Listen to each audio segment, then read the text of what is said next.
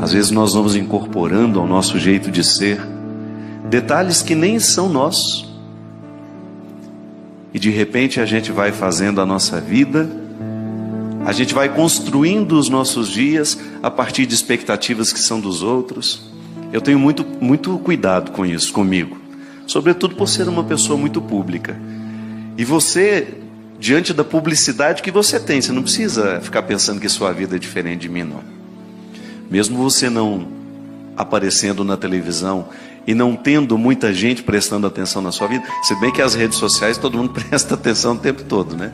Acabou a vida privada. Mas é impressionante como às vezes nós passamos a ser vítimas e reféns daquilo que os outros imaginam de nós. É muito triste quando você percebe que você está pautando a sua verdade pessoal a partir das expectativas dos outros. Isso pode acontecer dentro do casamento. Muitas vezes uma pessoa pode abrir mão de ser quem ela é, porque ela vive para poder cumprir as expectativas que o outro alimentou. Por isso que o namoro precisa ser um tempo de muitas decepções. Porque o que é a decepção? É aquele momento em que você percebe que o outro não é aquilo que você imaginou. Eu acho profundamente libertador quando alguém fala: Padre Fábio, eu estou tão decepcionada. Que bom, minha filha. Então agora podemos ser amigos de verdade. Porque antes o outro pode ter me imaginado demais. No amor é assim, a mesma coisa. Volto a dizer, você nas instâncias que são suas, eu não sei o tanto que você é conhecido na sua cidade, no seu bairro, na sua rua, mas você é conhecido de alguns. E você corre o risco de guardar e de manter coisas na sua personalidade que nem pertencem a você, que foram colocados por outros. Eu gosto muito da experiência que Jesus nos fala no Evangelho de Mateus, uma parábola que ele utiliza-se de um exemplo do campo, porque Jesus era um homem simples, ele não falava de filosofia. Paulo fala filosoficamente. O apóstolo Paulo, quando você pega os escritos dele nas cartas, você tem ali um intelectual falando. Jesus poderia até ter essa capacidade intelectual, mas ele falava de maneira simples. Porque a missão de Paulo é diferente da missão de Jesus. Paulo tem o grande objetivo de tornar Jesus conhecido no meio daqueles que não acreditavam. Então ele precisava das rebuscações, intelectuais para convencer aqueles que estavam ouvindo, para que pudesse dar a ele uma credibilidade. Jesus é muito direto. Ele fala de maneira muito simples, porque o grande desejo dele é tocar e transformar o coração de quem o escuta. Então você vai ver em muitos momentos Jesus utilizando-se de exemplos da vida do campo, porque ele falava com lavradores, ele falava com pescadores, e essas pessoas só podiam entender se ele falasse assim, com essa simplicidade. Mas essa simplicidade é de uma profundidade que ainda hoje continua nos falando. Deus nos fala com a voz que a gente sabe ouvir. Ele não vai falar com você a partir de uma linguagem que lhe é diferente, não. Sempre que Deus quer falar comigo, Ele fala a partir da linguagem que eu entendo. Ele vai utilizar-se de todos os recursos que são próprios da minha alma. Então, se você gosta de arte, é natural que Deus vá se revelar de maneira muito especial a você através da arte. Se você é muito religioso, Deus vai ter facilidade de se manifestar na sua vida através da religião. É por isso que a gente precisa ter muita paciência com aqueles que não vivem igual a gente, que não escutam a mesma voz que nós escutamos. Fica tranquilo, mais cedo ou mais tarde Deus falará com aquela pessoa com a linguagem que ela sabe ouvir. Porque o grande desejo de Deus é comunicar-se a todos nós. Você como pai, você não precisa falar linguagens diferentes lá na sua casa? Você como mãe, tem 5 filhos, dá para falar igual com todo mundo? Não. Seria uma tolice da sua parte querer falar com todos os seus filhos utilizando-se da mesma linguagem. Você fala de um jeito que o seu filho, aquele específico, entenda. Porque é seu desejo comunicar-se.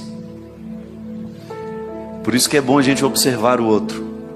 Porque lá você vai com um jeitinho que vai facilitar a palavra cair no coração dele.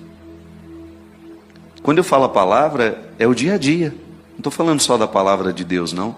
Às vezes você precisa dar um conselho para uma pessoa, você sabe que aquela pessoa está necessitada daquele conselho, mas se você chegar com os recursos errados, como diz a própria palavra, Sagrada Escritura, é jogar pérolas aos porcos. Não que o outro seja um porco. Não. É que às vezes o espaço, a maneira como nós escolhemos fazer é porca. É precioso o que eu preciso dizer, mas se eu digo com arrogância, você nem presta atenção no que eu estou dizendo, não? Eu particularmente tenho muita dificuldade de prestar atenção num arrogante. Pode estar falando a coisa mais verdadeira do mundo, aquilo não me toca. Essa semana eu estava lendo a entrevista que a Adélia Prado deu ao jornal O Globo. Não sei se alguém aqui teve a oportunidade de ler. Se não, dá uma pesquisada na internet.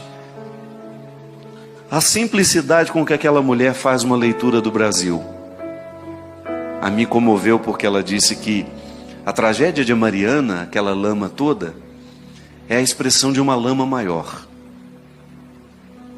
E ela falou que ela tem medo dessa lama. Aquela tragédia expressa outras tragédias nossas. Uma mulher simples, extremamente sábia, intelectual, mas que fala com a gente de uma maneira tão direta que é impossível a gente não ficar tocado e, mais que isso, modificado por aquilo que o outro disse para nós. Esse é o empenho de Jesus, minha gente. Tocar o coração do outro para que ele seja modificado por essa palavra que sempre quer o nosso bem. Se você procurar no Evangelho alguma palavra que seja contrária à sua felicidade, você pode me apresentá-la. Não. Toda e qualquer palavra dita por Jesus é sempre favorável ao crescimento daqueles que escutam. Até quando essa palavra é mais dura.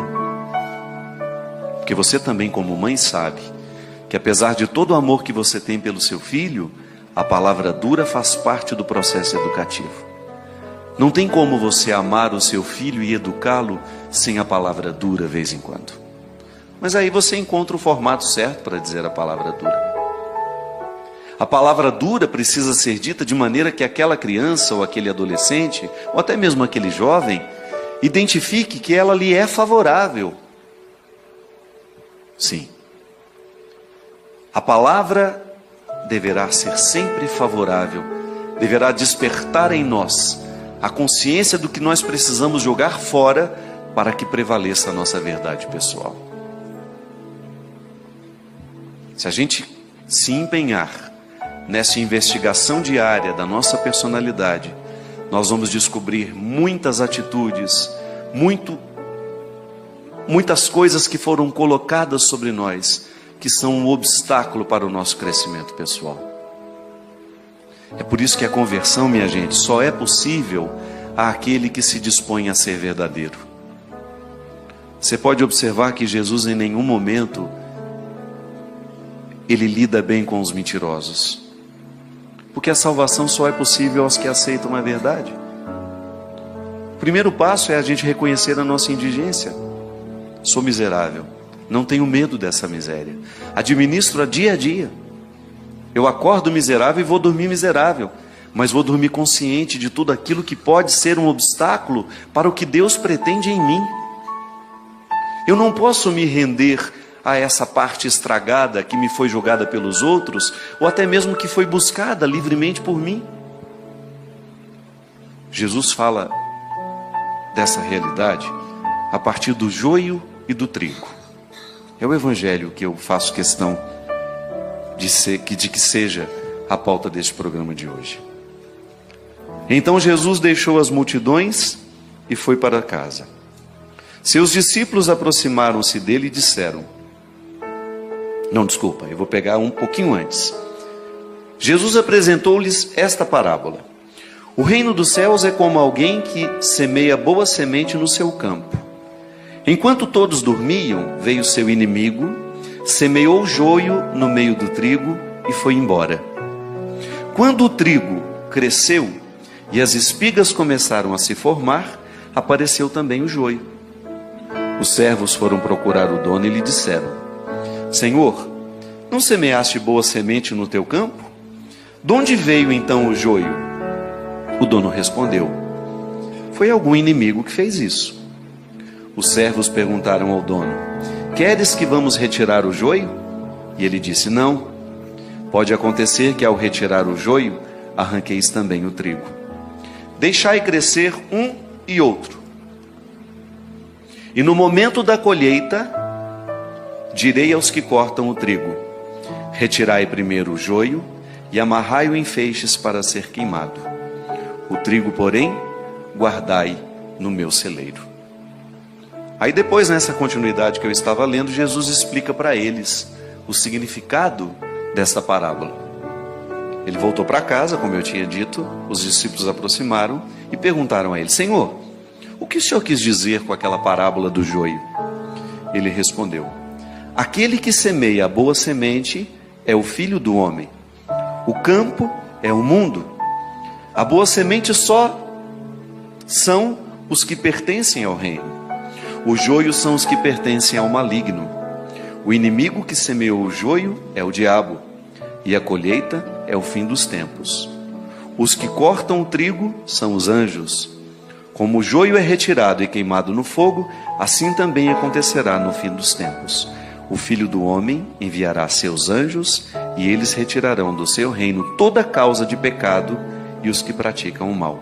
Depois serão jogados na fornalha de fogo. Ali haverá choro e ranger de dentes. Então os justos brilharão como o sol no reino de seu Pai. Quem tem ouvidos, ouça. Como nós temos, a gente ouve, né? Eu sempre gosto de pensar que o fim dos tempos para nós é hoje. Eu tenho todo o direito de acreditar as minhas esperanças escatológicas. Bonito isso. Eu pensar que eu viverei um juízo final. Ótimo. Mas eu preciso fazer diariamente a experiência da volta do Filho do Homem na minha vida. O verdadeiro cristianismo consiste em nós vivermos diariamente este impacto da palavra de Deus em nós. Não posso esperar para o futuro, minha gente. Ou eu vivo esse encontro final com o Senhor hoje, ou eu vou sempre adiando as minhas transformações. Porque o meu cristianismo, quando levado a sério, ele me coloca na pauta do dia tudo aquilo que em mim precisa ser comparado com Ele. Eu não posso negligenciar a minha oportunidade de ser parecido com Jesus. Você já me ouviu falar muitas vezes isso. Eu gosto de mudar um pouco essa chave, para a gente ressignificar a nossa pertença religiosa. A religião não deve ser uma obrigação para nós. Eu sei que você cresceu aprendendo que era obrigação ir à missa, confessar-se uma vez por ano. Eu sei que você cresceu aprendendo que o jejum é obrigação. Tudo foi obrigação na nossa vida, quando o assunto era religião. Esqueça isso. Apague isso. Cada vez que eu vou participar da Eucaristia, eu estou manifestando publicamente o meu direito de receber a vida de Cristo em mim. Não é porque eu sou obrigado a ir, não. Obrigação é um conceito muito frágil para ser sustentado nos dias de hoje, onde as pessoas têm tanta consciência de liberdade. Isso pode ter funcionado no tempo dos nossos avós, que subjugavam a vontade de seus pais, de seus superiores. Não, quanto mais livre vai se tornando uma pessoa, menor é a sua necessidade de obrigações. Quanto mais livre o coração se torna, menos você quer obrigações, você quer direitos. É igual a cidadania. Eu não jogo lixo na rua porque alguém está me observando e depois vai me punir. Não, não é por isso não. é porque eu tenho consciência que eu sou cuidador daquele lugar e eu tenho o direito de que ele permaneça limpo. Modifica, é uma chave que modifica dentro de nós. Eu quero ser parecido com Jesus. Quero sim, no meu modo de pensar, no meu modo de agir, no meu modo de ser, no meu modo de falar. Porque eu já concluí, a vida me fez concluir, que quanto mais parecido eu sou com Ele, quanto mais eu faço as escolhas que Ele fez, quanto mais eu penso como Ele pensou, maior é a oportunidade que eu tenho de potencializar aquilo que Deus me deu humanamente falando. Aí a gente ganha, você ganha, eu ganho.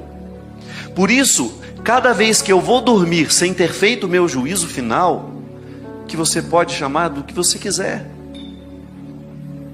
Todo homem, toda mulher que leva a sério o seu cristianismo, precisa fazer o seu juízo final antes de dormir. Como foi que eu vivi hoje? Como foi que eu tratei as pessoas? O que eu escolhi hoje? O que eu vi? O que eu ouvi? Quais foram as escolhas que determinaram hoje o meu jeito de ser? Aí você está fazendo o que Jesus falou. Dando uma olhada no campo da sua vida, na seara da sua vida, e identificando onde é que está o joio, que é aquilo que pode ser favorável ao seu crescimento humano, e onde... O joio não, né? Desculpe-me, é o contrário. Ainda bem que você estava atento e me olhou assim. Onde é que está o trigo? Tudo aquilo que é bom em você. Quantas pessoas semeiam trigo na sua vida? Hoje, por exemplo, muita gente pode ter semeado trigo na sua vida. Em mim, muitos. Um sorriso bonito que nos oferece é um trigo que cai no nosso canteiro. Uma palavra bonita que nos oferece. E quando eu falo bonita, comprometida, o bem. Um gesto de amor que uma pessoa faz, de delicadeza que uma pessoa faz com a gente na fila do banco. É joio? Não, é trigo. Aí você faz a leitura da seara e você pensa: hoje tudo isso foi semeado em mim para me tornar um campo fértil. É o reino de Deus crescendo em mim e em você através das nossas escolhas. Mas eu sei que também tem muito espírito de porco solto pelo mundo afora. E tem muita coisa ruim que cai o tempo todo sobre você. Uma fofoquinha que você vê no Facebook, você dá asas àquilo. Aquilo te desagrada, te deixa chateado. Uma briguinha que aconteceu ali no Twitter e você levou aquilo a sério. Ou até mesmo uma fofoquinha que você fez, uma palavra maldosa que você soltou, uma palavra que você sabe que não edifica quem lê. Apenas por um mecanismo de carência, muitas vezes a gente faz. Nós semeamos joio nos outros e os outros semeiam joio em nós, é natural. Tem gente que tem a mão cheia de joio o tempo todo, porque está precisando se curar, está precisando ir para terapia, está precisando de um bom psicólogo, um bom terapeuta, um bom psiquiatra. Tem gente que faz estrago no mundo o tempo todo, semeando misérias. Mas nós não podemos admitir esse papel ser nosso. Cristão, não, a nossa postura deve ser outra. O nosso compromisso deverá ser diário, em não permitir que o mundo seja semeado por coisas ruins a partir de nós. Então, minha gente, quando nessa canção a gente diz: nem tudo que sou é meu, é você ter coragem de jogar fora aquela mágoa, porque ela foi semeada por alguém que só tinha joio no coração. Não leve para a cama. Nem tudo aquilo que você se tornou é você. É preciso ter coragem de arrancar pela raiz. É preciso ter coragem, se for preciso, recomeçar a vida, mas a partir de uma verdade. Reunir o trigo que foi semeado em você, tudo aquilo de bom que você recebeu dos seus pais, dos seus amigos, das pessoas que passaram pela sua vida, porque até mesmo as pessoas que nos amam, ainda que não estejam conscientes disso, jogam joio no nosso processo humano. Quantas coisas eu precisei renunciar depois de grande, porque eu tomei consciência que aquilo não me fazia bem. detalhes da personalidade da minha mãe, do meu pai, dos meus irmãos, da própria influência que um familiar às vezes exerce sobre nós. Eu tenho certeza que aqui, e muita gente que nos assiste em casa, conhece pessoas que ficaram emperradas na vida por causa de relações doentias familiares. Porque não tiveram coragem de arrancar a raiz que até então lhe prejudicava de ser quem ela era. Essa parábola do joio e do trigo, ela deveria ser lembrada por todos os dias antes da gente dormir.